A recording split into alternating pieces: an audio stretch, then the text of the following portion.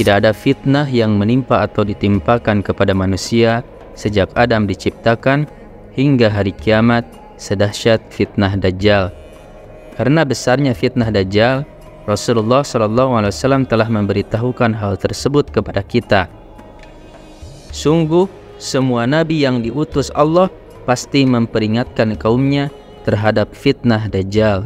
Lantas, siapakah Dajjal yang buta sebelah itu? Al-Masih Ad-Dajjal adalah si penyesat, pendusta, dan penipu. Ibnu Al-Asir berkata, Dajjal dinamakan Al-Masih karena matanya yang satu rata, sedangkan Al-Masih adalah orang yang salah satu bagian wajahnya rata, tidak ada mata dan alisnya.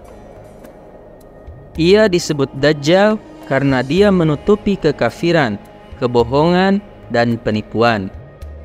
Ia menyesatkan banyak orang dengan keajaiban yang diberikan Tuhan kepadanya, seperti kemampuan untuk menurunkan hujan dan menumbuhkan tanaman di tanah tandus. Dialah Masihud Dajjal dan merupakan fitnah terbesar sejak zaman Nabi Adam hingga hari kiamat. Berbeda dengan Al-Masih Isa bin Maryam karena ia adalah bentuk fa'il yang bermakna pelaku.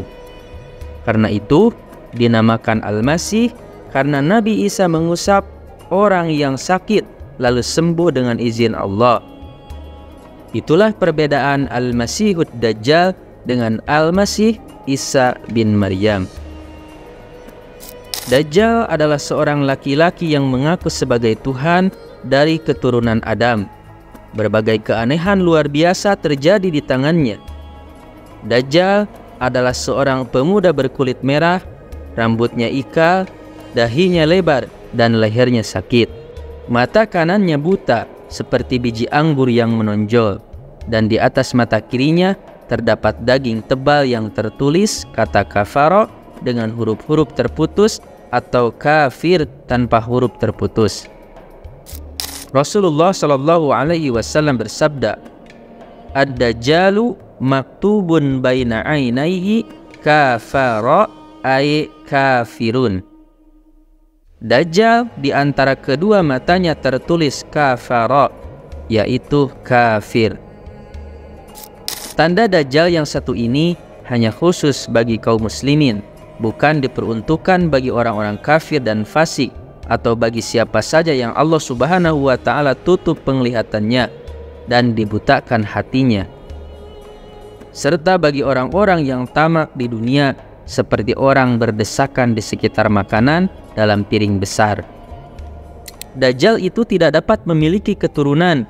Ia hanyalah manusia biasa yang makan dan minum serta buang air besar.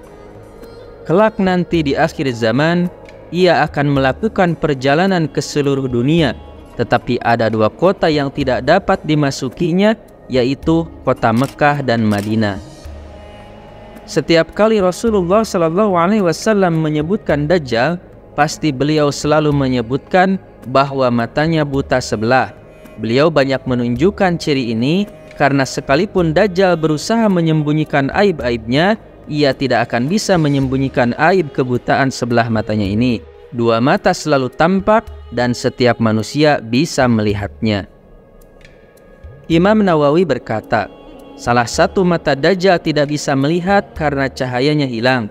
Ia rata tidak menonjol, juga tidak cekung. Yang satunya lagi, cahayanya tidak hilang, tapi juga cacat dalam bentuk yang lain, yaitu menonjol dan menyembul. Imam Muslim meriwayatkan, mata yang hilang sinarnya adalah yang rata dan tumbuh kulit yang tebal, yaitu kulit tebal yang menutupi mata. Adapun keluarnya Dajjal, seluruh hadis dan riwayat yang sahih menunjukkan bahwa waktu kemunculan Dajjal adalah setelah penaklukan Konstantinopel, yaitu di antara kemunculan Al-Mahdi dan Isa bin Maryam. Imam Abu Dawud meriwayatkan dalam sunannya bahwa penaklukan Konstantinopel dilakukan setelah 6 tahun dari peperangan besar antara kaum muslimin dan Romawi, dan Dajjal keluar pada tahun ke-7. Dalam berbagai riwayat dijelaskan Dajjal keluar dari arah timur. Ada dua riwayat yang berbeda.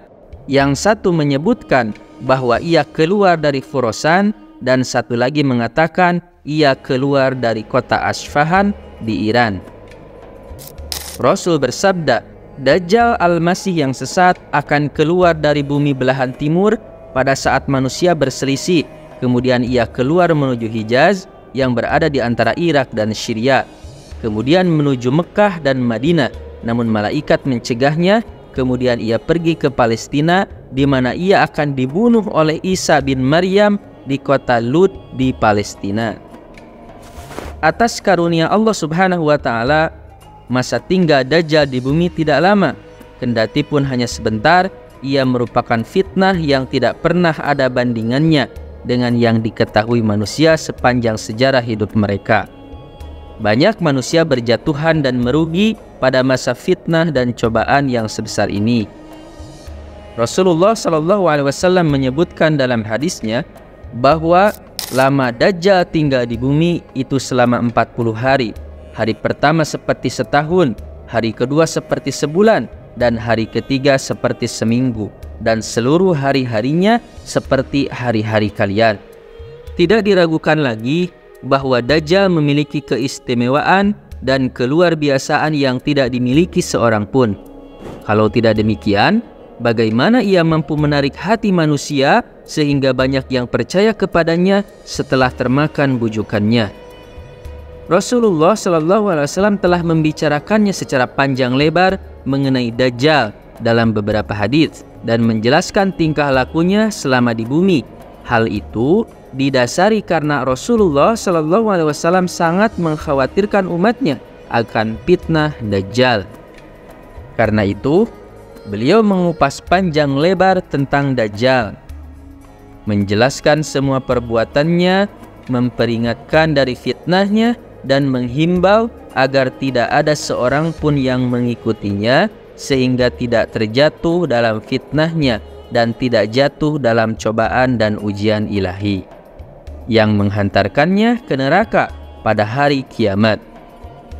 Permasalahan ini merupakan permasalahan yang besar, rumit, dan berkaitan dengan keimanan dan kekafiran manusia. Semoga video ini bermanfaat. Wassalamualaikum warahmatullahi wabarakatuh.